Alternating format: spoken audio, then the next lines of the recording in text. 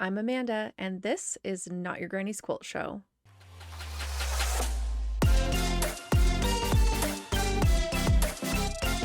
Hello, and welcome to today's episode. It's going to be a special QuiltCon recap, so if you're interested in hearing my 2 cents about my experience, then this is the episode for you. That being said, I'm gonna plug Patreon because we've gotten a few new members, and so that's really exciting. But you can support the show whether you pay or not, as long as you become a patron. So head over to patreon.com/notyourgranny'squiltshow to become a patron. Also, merch. Hello, it's all still there. I love all of it so much. I'm still waiting on my new Good Enough t-shirt. That's right. Just like the mug, we made a t-shirt that says Good Enough on it. And we're trying a new way to not have the bright pink giant logo on everything. So I'm going to be working on new designs, and anyway, but what's in there I love so much. If you saw me at QuiltCon, you saw me in my merch, and let me tell you what, I love it so much. It's all so comfortable, and I have been so happy with every single thing, every product. I get to hand pick everything, so that way we make sure that the quality is there for you. So head on over to nygqs.printify.me to check out the merch today. Links are below. The other really exciting thing I want to talk about before we get into me babbling is that I am here to support Carly Porter's 10-year anniversary class of her graffiti quilting. It's so exciting. She's revamped the book. She's added so much more content. So it went from about 90 pages to almost 300. The only way to get the book is to take the class. I'm taking it, and I'm so excited. So if you want to sign up with early bird pricing, you can today. Well, for the month of March, head to carlyporter.com, sign up for the class, and don't forget to use code NYGQS25 to receive an extra $25 off of your already discounted class purchase. So get over there today, sign up for the graffiti quilting class, and let's learn how to free motion graffiti quilt together. And now on to the show. All right, so QuiltCon, here we go. I mean, to say I was excited to go is an understatement. I've been trying to record this episode for a couple of days now, and I have really been struggling to put my experience into words. I just think like overwhelming is one word that pops into my mind. Exciting. I was so excited to be there. But also there were points that were a little disappointing, and that's okay. I think everything has, ebbs and flows, ups and downs. So I think it's important to me to acknowledge all of it, the good and the bad. And I shouldn't qualify it with good and bad. It was just like, yeah, there just were moments where I felt a little bit disappointed or a little bit let down. And that's okay. Like, that's life, right? So anyway, I'm going to try to be as chronological as possible without rambling as much as possible. We left super early, so my mom went with me, in case you weren't aware. There's a lot of new of you here. A lot of new of you. There's a lot of new listeners here, and so welcome to the chaos of this show. So if you didn't know, my mom and I have our quilting business together, Sweet Pea Design Company. We make custom quilts for clients that just don't know how to quilt or want us to help them create a vision that they have in their heads. And then we also long arm, and we'll do some other sewing projects, but mostly we stick to quilting. So anyway, so she and I went as Sweet Pea Design Company, but obviously with the podcast, like, I know so many people, or I've met so many of you because of the podcast. So I kind of was like, well, I definitely want to make sure to show up as me, Amanda, Not Your Granny's Quilt Show, right? So anyway, so my mom and I left Boise super early Wednesday morning. And our plan was to try to get to Raleigh earlier in the evening so that we'd have time to run to the convention and get checked in and not have to worry about it the next morning, but that didn't work out. So we kind of just got settled in our hotel and just kind of tried to make a game plan for the next day. Like, okay, how early should we leave? You know, all that stuff. We were walking from our hotels, so we wanted to make sure we had plenty of time to walk the mile, which we love walking. We're both walkers. And so that next morning we got ready to go. I stacked a ton of bracelets on my wrists and stuffed all the stickers in my BFF bag, and we set out for QuiltCon. But I did stop almost immediately because on the side of our hotel, there was a big mural on the wall that says "Burn Bright, Soar High." And so, of course, I was like, I need a picture in front of this thing. So I made my mom take my picture. Anyway, so then we started walking towards the convention, and the blocks like all around the convention center had all these like banners, these QuiltCon banners up, and like, "We welcome you to Raleigh." And it just felt so exciting and so welcoming because it was like the whole downtown was like, "Hey, we're so happy you're here," which was great. Yeah, so we got in and we walked around the entire building because I was like, "Oh, I think the entrance was on this side," because I was all turned around, and it was actually, if we had like where we decided to go right, if we had just gone left, we would have found the front doors like immediately. But anyway, so we went in, and the main kind of entrance was where they were just like bringing people in. If you went up the stairs from there, then that's where you got to like the ballroom areas where they were having the lectures. And then, but then if you stayed on that main floor or the entrance floor, that's where some of the classrooms were for the classes. And then from there, you had to go down 2 flights of stairs, I think, to get to the mezzanine level, which is where they had all the ticketing and check-in and all that. So we got in line to check in, we got our badges, and they were like, "Oh, you want a goodie bag?" And I was like, "What are you talking about?" They're like, "Oh, you just go over, over there by coat check and you pick up your goodie bag." And I was like, "What are you talking about?" Well, I wasn't aware that they were just like randomly choosing attendees to get a swag bag full of stuff, and my mom and I both got one, which was so lucky, right? Anyway, it's a cute canvas. It was a cute canvas Ruby Star tote that, on one side had the Ruby, their logo, and it said "You're a gem" on it. And then on the other side was the design that they had for QuiltCon, which is just like a grid of spools. So cute. And so that was kind of like, okay, great. Like, I already had my backpack, and then we both ended up with these totes that were already full of stuff like fabric and snips and, thread and tags and stickers. And it was crazy how much stuff was in there. But anyway, so we were just kind of waiting around for the doors to open because we went early at like 9 o'clock and the doors didn't open till 10.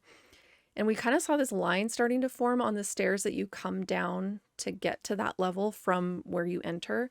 And I was like, "Oh, what are these people in line for?" And my mom and I were just kind of looking, and thankfully we saw Vicady of Suspicious. She was with her friend, now our friend, Deidre of Lila Bean Quilts. So hi, Deidre, shout out. Hi, Vicady. So that was really fun. We got to just chat with them and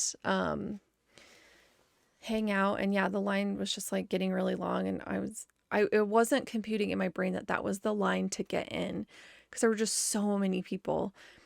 And I guess I didn't really realize until later on that up at that point they had estimated they had about 10,000 attendees, but at the end of QuiltCon, they ended up having somewhere around 15,000 attendees with the addition of like the single day tickets that people were buying. Anyway, so yeah, the doors opened. That line just started streaming down the stairs and going into the vendor and quilt show area, which was all on its own floor. Like, I don't even know how to explain it. It's like, it's the lowest floor in the building, but you had to go through these big main doors and then go down either the elevator or the escalators to get down to that floor. And then it was just like a big open area.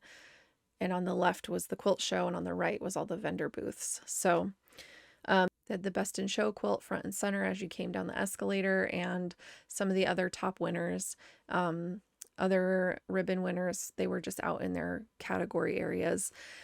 But we beelined it for a vendor hall because I was like, I need to find the Ruby Star booth or I'm gonna die.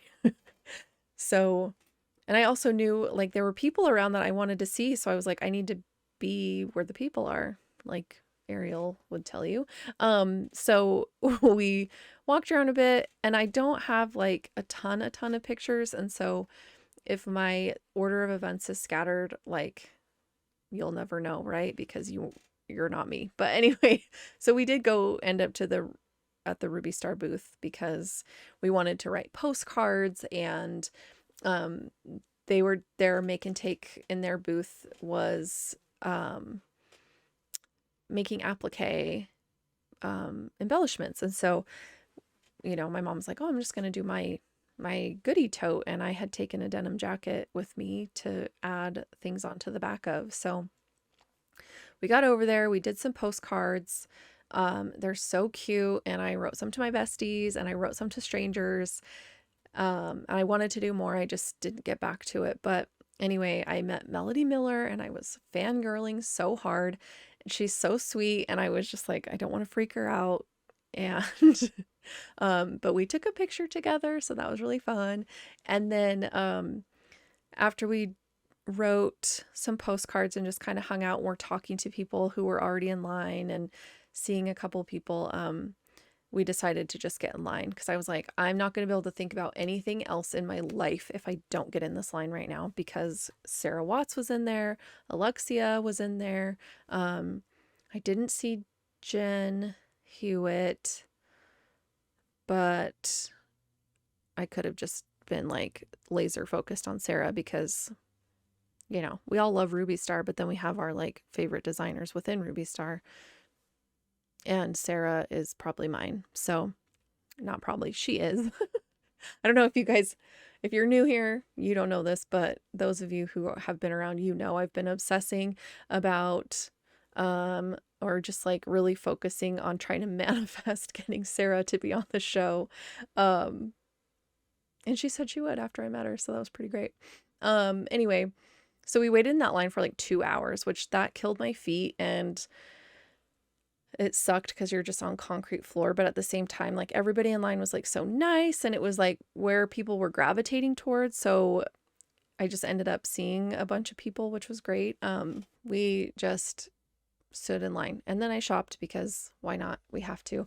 And we had decided we were going to get some of Sarah's art prints to frame and hang in the studio. So that was fun. I grabbed a bunch of stickers and some other little gifty things, and just wanted things to commemorate that I got to buy some of my favorite stuff from some of my favorite people out there in the quilty world. So that was really exciting. Once we got done with the line, I think we went around to some of the other booths. I literally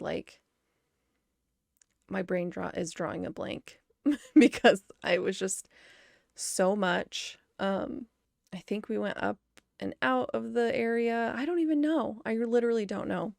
I do know that we swung around to the Moda booth because I wanted to see the Dolly Parton quilt that Jessie was displaying, and just the cuteness of the whole entire booth. So there was the pixelated Dolly Parton quilt, and then they had a cute photo wall that in disco ball letters said Moda will always love you.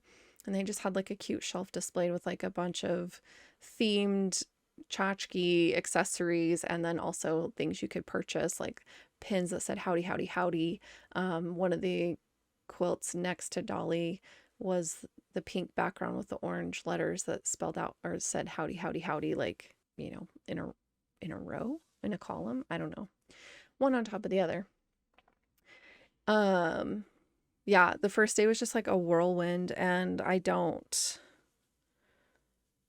wish I would have taken better pictures or more pictures, because I think I tend to get overwhelmed and then I black out, like my anxiety takes over and I don't remember things. So if I'm forgetting anything, or anyone, I'm so sorry. It's like absolutely not my intention. But anyway, so once it was like close, we waited until it closed up, and then Free Spirit Fabrics was hosting a like social hour afterwards up in the mezzanine level. So we went up there and one, you could play, they call it fabric pong. I didn't sink a single ball, but they still let me take a fat quarter. My mom did immediately on her first try. Michelle, why are you so good at beer pong? And so that was fun because they had like all different, Free Spirit designers. I obviously grabbed some Tula, and I think my mom ended up getting Tula, the teacups. I got the moths. Beautiful with the teal background. Okay. Anyway, I don't drink. So being at a cocktail social hour thing didn't really like appeal to me because I mean, I'm not going to drink. So why? Anyway. But we found a delicious restaurant right across the way from the convention called Element Plant-Based Eatery or something like that. And because I'm mostly plant-based, because of a million thousand food allergies, it was a sight for sore eyes. I was kind of nervous that we wouldn't find anything. But I got to have a full hearty meal thanks to that place. And the chef was amazing because beyond eggs and dairy, I also can't have oats or mushrooms, which is what a lot of vegan and plant-based companies or chefs put in place of meat, and they use oat milk or whatever. And so she came out and talked to me specifically to understand my needs, and she helped me know what I could and couldn't eat and what was safe, and how I could, if I was wanting something specific, how I could make that safe for me to eat. So I really, being in an unknown city, in an unknown area, is like really tricky when you've got food sensitivities and allergies. And so that just really meant a lot to me, which is why I'm talking about it, because if you get to know me in any capacity in person or even over this podcast, like it is something I have to think about constantly. It's, if I eat something that is on my list of no-nos, I immediately break out in eczema, whether it's on all over my hands, my eyelids, it'll make my whole face break out. Or I start to, get an itchy mouth, whatever, like it's always a worry I have. And so to be in a place where I didn't have to worry was like the most refreshing thing in the entire world. Anyway, loved it. It was delicious. And then we walked back to our hotel and emptied our goodie bags because we wanted to be able to lay out all the things that we received to just know what was even in there, because there was so much stuff I want to just explain to you.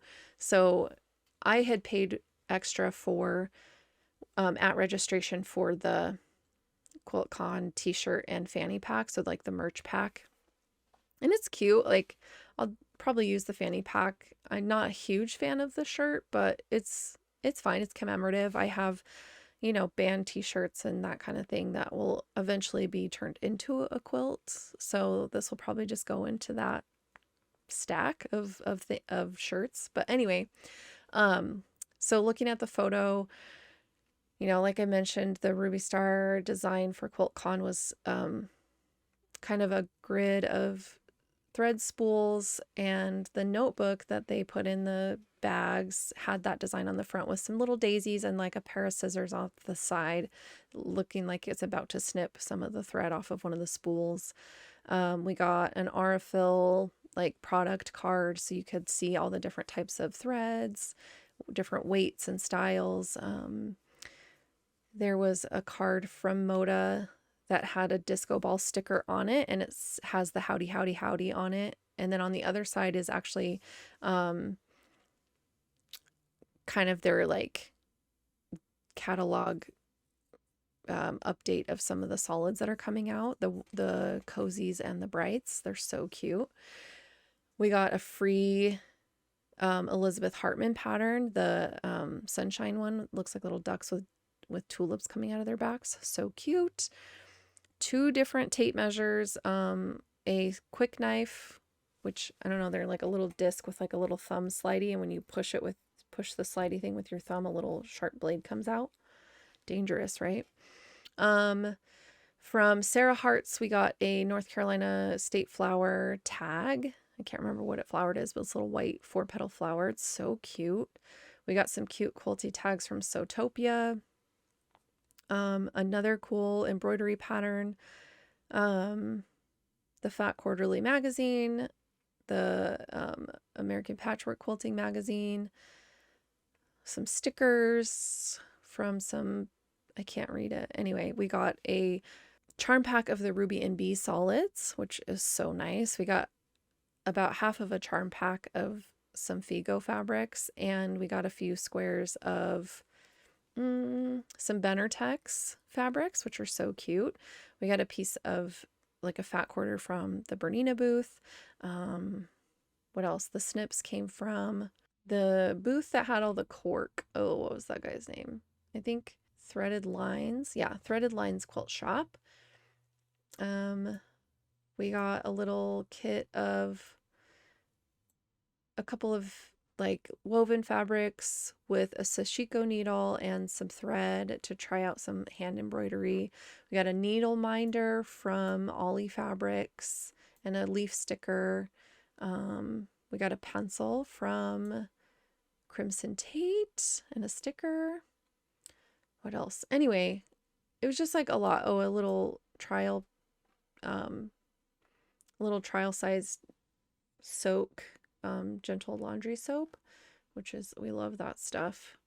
Anyway, so yeah, it was just like chock full of stuff, which was so fun.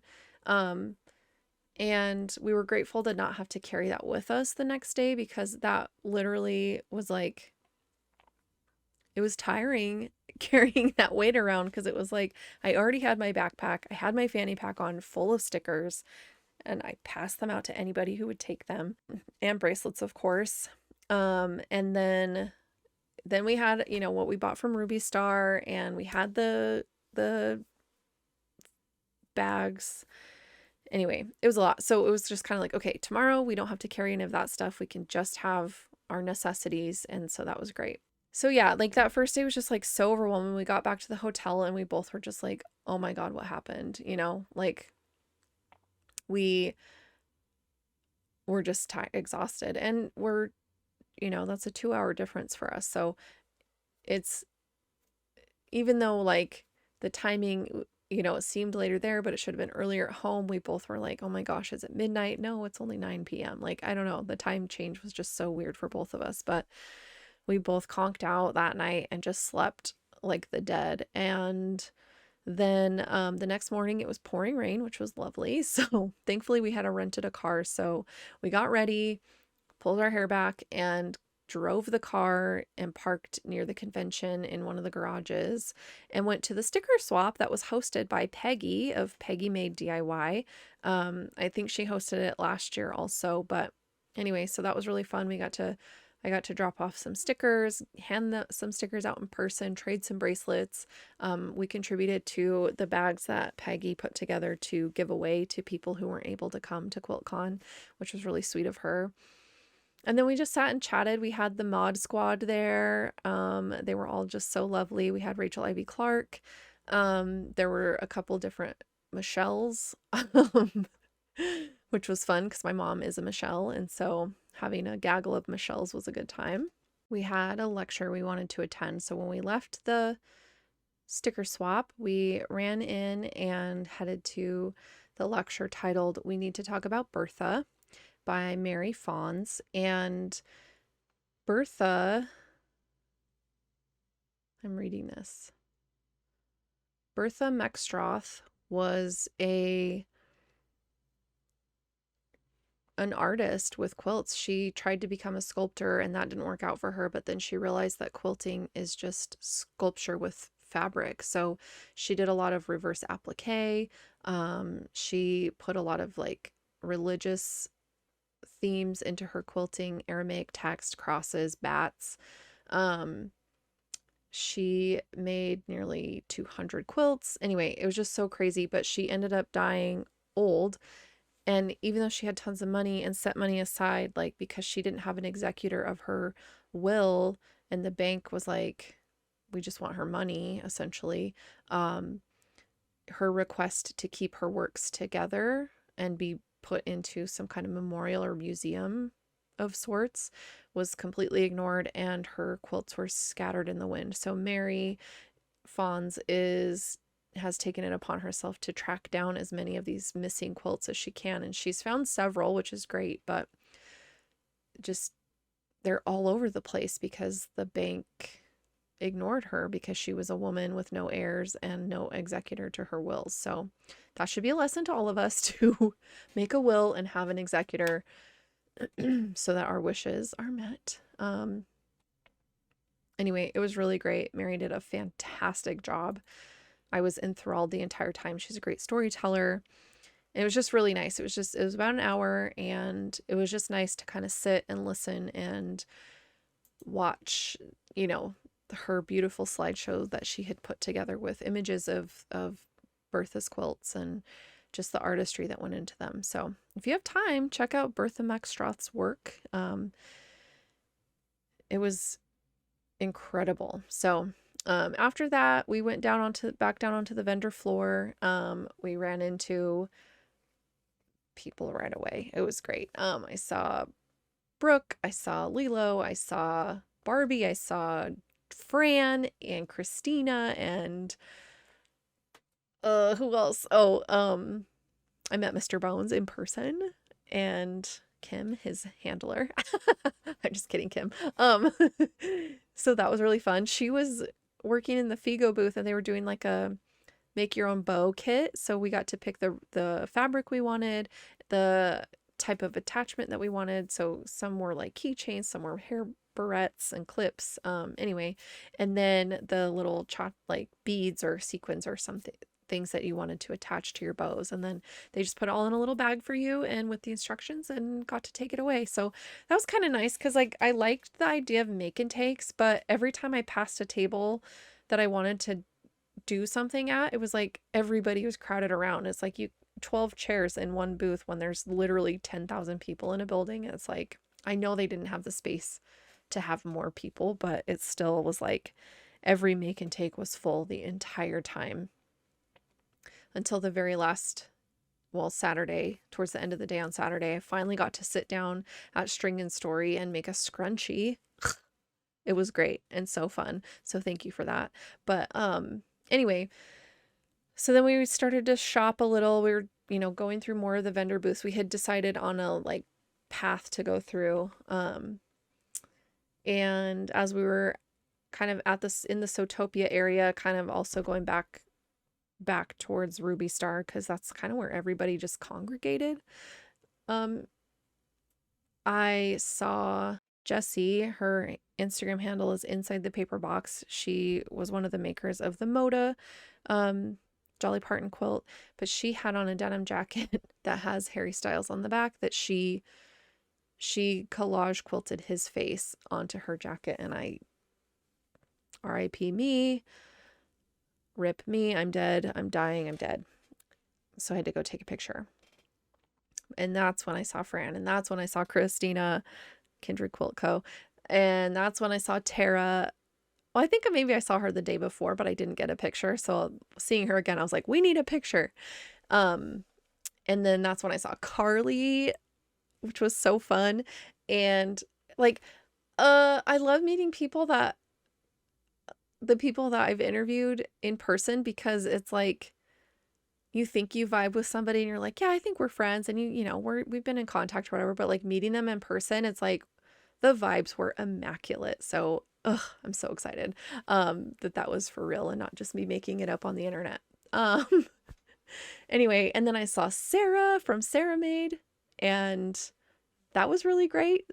And so I think did we stand in Ruby Star again? No, we shopped around some more and looked at some other booths. And then again, it was like close to closing because we had done the lecture. So that kind of carried our time. And then, at the social that was hosted by Long Arm League that evening, I saw Emily from Peach and Honey Studio, and that was really fun. Again, immaculate vibes. I met Chris Marchini in person of Rose City Originals. Also, I'm very sorry to Chris. I've been pronouncing his last name wrong. So, Chris, I apologize, and I will never say it wrong again now that I know. And then Orlando of Quiltisaurus, I had seen him on the first day, but he was running in and out of classes, and so we didn't get a picture. So I finally was like, okay, we're taking a picture. Hi, Orlando. And then Emily, her sister Amy, Lisa of Lovering Quilt Co., and then a couple other ladies who I didn't officially meet, and I'm so sorry. But we all went to dinner, which was super fun. And again, super exhausted. Mom and I passed out when we got back to the hotel. And thankfully the rain had stopped. So the next day was actually like pretty sunny and nice for most of it. And then we were like, okay, Saturday's our last day because we were driving to visit my younger brother who lives out there for, for the rest of the weekend and into the week. So we're like, we really got to get in everything on Saturday. So we headed over, grabbed some Starbucks on our way in, and took some pictures with the, very Raleigh specific things. So the giant acorn that was in the convention plaza area where the hotels and stuff are, and then the giant letters in front of the convention building that spell out Raleigh. And then I took a picture of Sir Walter Raleigh, the statue, because QuiltCon had draped a quilted something shawl maybe around his arm, like looped it around and tied it so that he had a quilty flair while QuiltCon was in town. So that was really fun to just get those photos while the sun was out. And then I got back in line at Ruby Star because I needed to purchase a couple more things. And then we did the quilt show. And I wish we would have broken it up. That's like one thing. Two major pieces of advice is definitely wear the comfortable shoes. Like, don't try to be cute. It doesn't matter because your feet will kill you at the end of the day, whether you're wearing your most comfortable shoes or not, but it will mitigate the damage if you're wearing like really good walking shoes. And alternate shoes. So I wore one pair, like my long distance walking shoes, my Ultras, on the first day. And then the next day I switched to my Reeboks that are my normal gym shoes, but they're worn in and super comfortable. So that really helped save my back and my feet. Like they'd be tired at the end of the day, but the next day I could get up and walk around and they didn't hurt. So that was really great. Anyway, and then break up the quilt show. There are so many quilts hanging in the show that trying to cram them all into one day was like major brain overload. So that is my, like, those two things, and drink water. That was, I forgot to drink water so much. Anyway, so we went into the show. We had already, on the first day, because like I said, when you come down the escalator, you see Best in Show was front and center, and then the Excellence Award, the Original Modern Design, Best Machine Quilting, and Best Hand Quilting were all right there in the front. So we got to get a look at those right off the bat. First day we walked around them, and then Jackie Gehring was the featured lecturer and exhibit for the show this year in 2024. And if you don't know who she is, she's synonymous with modern quilting. She's written the books called Walk and Walk 2.0, which teach you how to quilt on your domestic machine with a walking foot. Anyway, her exhibit was phenomenal. Very powerful quilts, very powerful art. And I'm so grateful I got to see that. It was incredible. So we had gone through that kind of section, that front area, on day one before we were like, okay, vendor hall. So we kind of skipped those again because we're like, we've already seen them. Also, why we should have broken it up is that Saturday was so busy. I think it was the busiest day because that's when all the one day people came. Anyway, so it was just really crowded and it was really hard, which is part of the reason why I don't have as many pictures as I want, because I just didn't feel like fighting the crowd to take a picture. Because even when I would like get poised and ready to take a picture, somebody inevitably just like walked right in front of me, and I just got tired of it. So I stopped trying. Anyway, so, you know, we wandered through and kind of, but yeah, I'm not going to talk through every single quilt that I loved. I might do a couple of posts on Instagram so I can share the ones that really like spoke to me, because I took pictures of the ones that really grabbed me. And of course, if I knew who the maker was, I took pictures. But I think this is where also I got disappointed. So I had mentioned in the beginning that with the excitement and with the joy of being there and the joy of finally meeting so many people in person that I've only spoken with online, there was a little bit of disappointment, and part of it was in the quilt show. It wasn't the quilts. The quilts were amazing, and the artistry and thoughtfulness of the pieces was just so inspirational and so awe-inspiring. And I truly, truly mean it when I say, like, I have nothing but respect for all of the quilts that were in the show. The thing that disappointed me was I was like thinking, oh, we're in the Modern Quilt Guild. This is a modern show, so surely everyone in here can appreciate that and understand that modern quilting doesn't necessarily follow traditional rules. Duh, right? That's modern by definition. So hearing little comments from show attendees of like, well, if they had just used, you know, yellow in this spot, then this quilt would have been worth hanging. Like, are you fucking serious? This quilt is hanging in this show. It was chosen to hang in this show. And because you decided you wanted yellow in it, doesn't make it, like, I just couldn't. You can have an opinion, but it doesn't mean it's valuable. Ugh, anyway. And then also just the idea that like people were pissed that there were some quilts that were calling out political bullshit, like gun violence and women losing rights over making decisions about their own bodies. And that was really disappointing too. That like,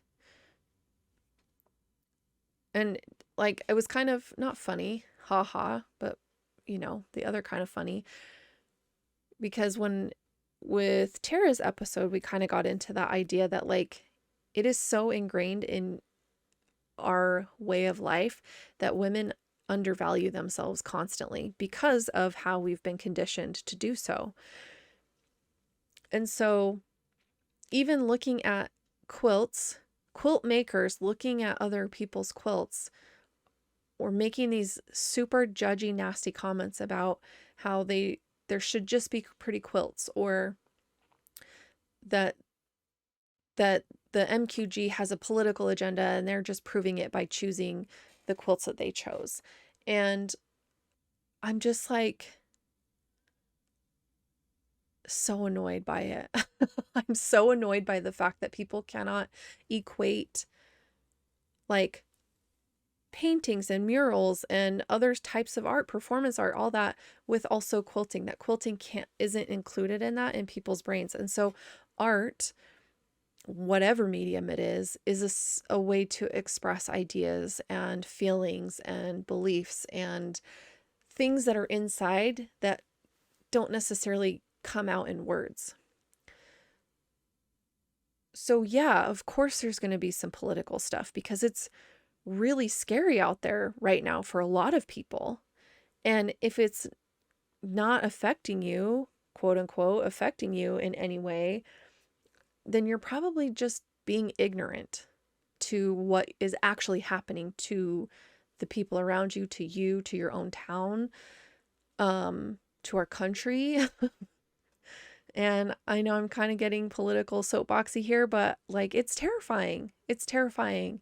And so the fact that people felt compelled to make art, to make these exquisite quilts, to express that is just chef's kiss. Thank you so much for using this medium to make meaningful things, not just pretty art, not just pretty things to hang on your wall or put on your lap while you're watching TV or whatever.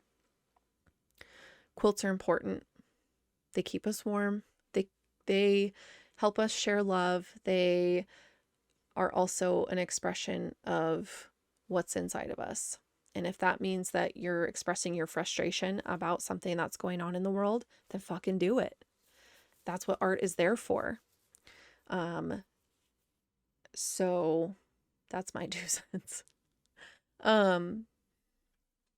Anyway, and you'll see in my posts, there were a handful of the quilts that were politically leaning, and I loved them. I was grateful to see them, and I felt seen and heard by them. And I think that is also a point of making art, is that it connects us on a soul level, on a spiritual level that words maybe can't. And so seeing someone else's artistic expression of the shit that teachers have to think about when they're in their classrooms, of like, what could I use to help deter a shooter from killing me and my students? Best in Show, right there. That was her quilt. Ginny Robinson is a teacher, and she asked other teachers, hey, what do you have in your classroom? What kind of school supplies do you have around that you could use as a weapon against a shooter? And so all the images that are appliqued onto the front side of that quilt are things that teachers said that they would use to try to keep a shooter from killing them and their students. So, like, if that is like politically motivated, if you can't see past the bullshit of the lack of gun laws in this country and the danger that it puts all of us in, and get snarky about someone's quilt about it, then like, you need a reality check, my friend. Like, go look in the mirror real hard. And I'm getting emotional about it because I was a teacher. And a huge reason I left teaching was because my body could not handle the anxiety that I felt whenever I thought about the fact that I might have to become a human shield while I'm just trying to teach my kids how to do fucking multiplication. You know what I'm saying? Anyway, that quilt was meaningful to me. I couldn't look at it too long because I started getting emotional. Like, I started getting really teared up. And I think just that the emotion of feeling seen is so deep. And if you don't feel seen or you don't feel represented by a piece of art, that's okay. It doesn't mean that you have to talk negatively about it, though.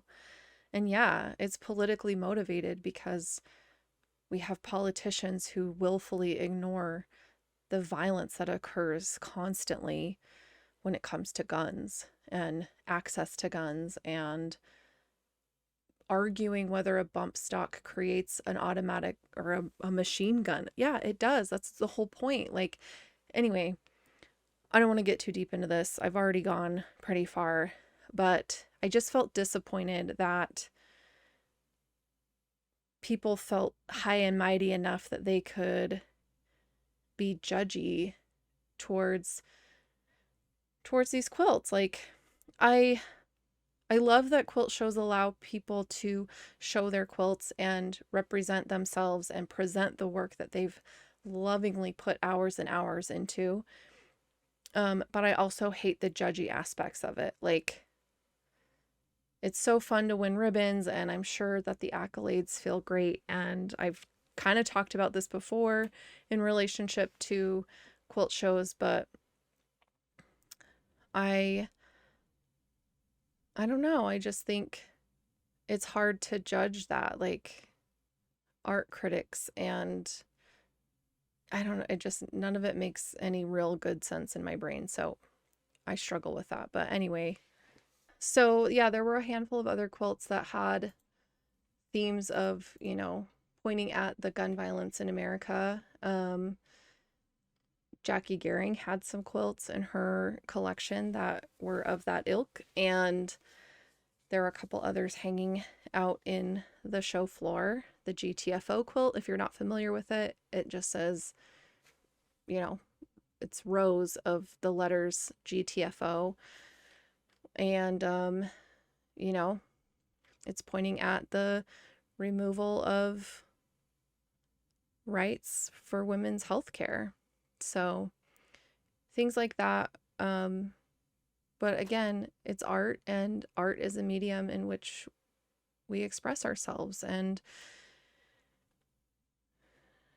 to claim that something or an entity like the MQG has a political motive just because the judges found value in some of those quilts, I think is short-sighted, and I think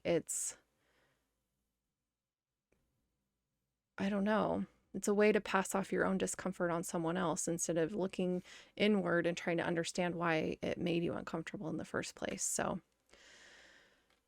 art isn't comfortable all the time. It's meant to stir emotion, and it's meant to stir thoughts, and a person's inability to be a critical thinker or to understand why they are feeling the certain way about something they see, like, that's not the artist's fault. That's not the Modern Quilt Guild's fault. So yeah, I think that's where my disappointment was. It was in just hearing the kind of snarky and negative comments about things that obviously for me, they touched me in a way that made me feel defensive about it. So, and again, that's my thing. Like, I'm obviously dealing with my own stuff enough that those stirred emotions in me, but I took responsibility for that. Like, those are my feelings. It's not the artist's issue. It's not QuiltCon's issue. It's not anybody else's issue. They're my feelings. I own them, and that's it. Like, I don't know. Anyway, so I guess, like, you can't be completely insulated from things that are uncomfortable, but it was great to see all the work. It was beautiful to see all the quilts.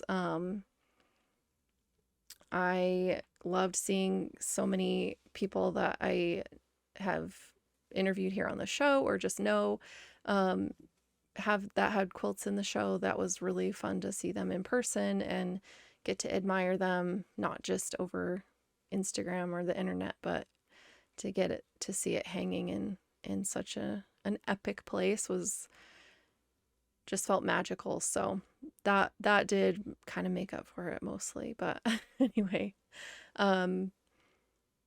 yeah, I think, and then once we finished looking through the quilts, we just hung around for a little bit longer. We went back to some booths that we wanted to check out. We went and found Lisa's booth at she's Lovering Quilt Co. if you don't know her yet, but we bought a few things like Starry and Mom and I got shirts, the spirit jerseys. I got the purple one that says quilter across the back, and she got the pink one that says something like, I don't know, something about needle and thread. I can't remember the exact saying, but anyway, it's so cute and they're so cozy, and that was a good purchase. But anyway, and then I finally got to take a picture with Holly Clark from Hold My Seam Ripper. She and I kept running into each other, but like didn't take a picture. And so there was a moment when we were crossing paths that morning, and I was like, okay, if I wasn't in a hurry to get somewhere else, like, or she was in a hurry to get somewhere else, I don't know. But I was like, we're going to take a picture when we see each other later because we're going to bump into each other again. She was like, right, you got it. So we finally took a picture together. And then I met Mixed Domestic, and because they were there for Spoonflower and demonstrating the I can't think, continuous bias binding. So how to use a fat quarter and sew it into a loop and cut it to make a continuous piece of binding so that you don't have to like cut it apart and sew it in strips. So meeting them was amazing. If you've followed their journey,